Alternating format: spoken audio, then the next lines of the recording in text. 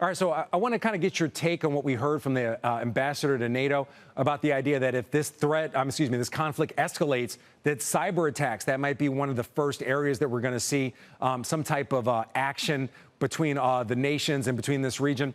What are you seeing so far, at least in the last week or so, when it comes to cyber attacks related to the Israel-Iran conflict? Sure. Well, first, it's important to note that cyber has become integral to modern military operations. It's also an important domain of conflict, cyberspace, alongside air, land, and sea. And we often see military forces, even today, launch major cyber offensives to weaken communications, to attack critical infrastructure as a means to advance military and create military advantage. You know, Israel and Iran, they're home to some of the world's most sophisticated and skilled cyber hackers. And so clearly, we're likely to see more cyber attacks and incidents. Actually, we are. Some have been reported, others have not. You know, not just in the Middle East, too, but we're likely to see more cyber attacks and incidents outside of the Middle East, possibly in the U.S., really depending on our involvement. And I think Iran is painfully aware of this, the likelihood of attacks. We just read this morning, it was reported that they're proactively imposing a nationwide blackout on the internet and telecommunication systems. Stakes could not be higher. Cyber attacks are not just about stealing credit card data anymore.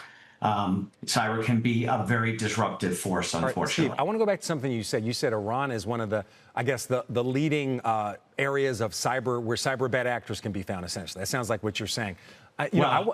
I wasn't aware of that. I mean, what kind of bad actors do we generally get from Iran? Are these people that invade the databases of U.S. companies and hold it hostage? I mean, what kind of action could we potentially see from Iranians?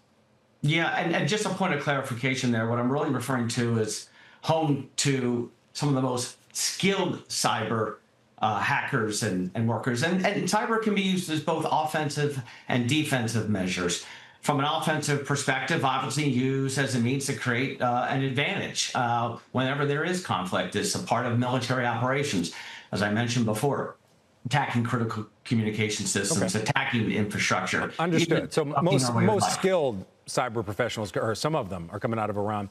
So what does that mean when it comes to the threat exposure here in the U.S., specifically for U.S. companies? Well, I think companies need to be extra vigilant during this time. There's clear corollaries. Whenever there's military conflict, even economic uncertainty, we see higher incidents of threats. We see more cyber attacks. And again, some are reported, some are not.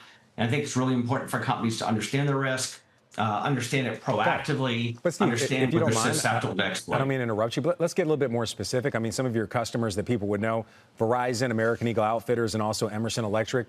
What are you doing for them, and what are you advising them to do? You're in the exposure management space, so it is kind of proactive cybersecurity, as you were mentioning. It's offense in addition to defense.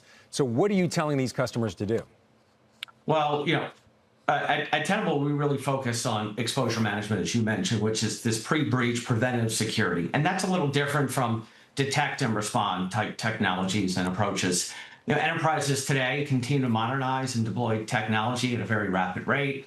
And that has expanded the attack surface. And from a security perspective, we now have multiple tools, multiple vendors, multiple data sets, which is a big challenge for organizations to understand their risk holistically.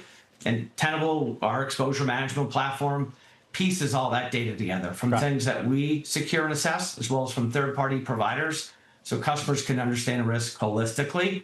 And also, Steve, exposure management. We're almost out of time, but I want to ask, what is the risk? What is the risk from these Iranian professionals? Essentially, I mean, Israel's our ally, so I'm assuming you're not talking about any threat from Israel. But when we're talking about these potential, attacks from Iran, what would the attacks look like?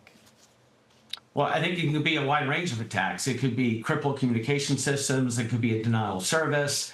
It could be a way to infiltrate systems, to exfiltrate data. I mean, the goal here is to create upheaval, to create uncertainty, to create disruptions. And again, it's not just part of military. You're seeing attacks really at the civilian level, attacks on municipal water supplies, attacks in manufacturing facilities. So yes, there's certainly offensive cyber attacks can have a military component to create advantage there on the battlefield, but we're seeing attacks at the civilian level to cripple our systems and disrupt our way of life.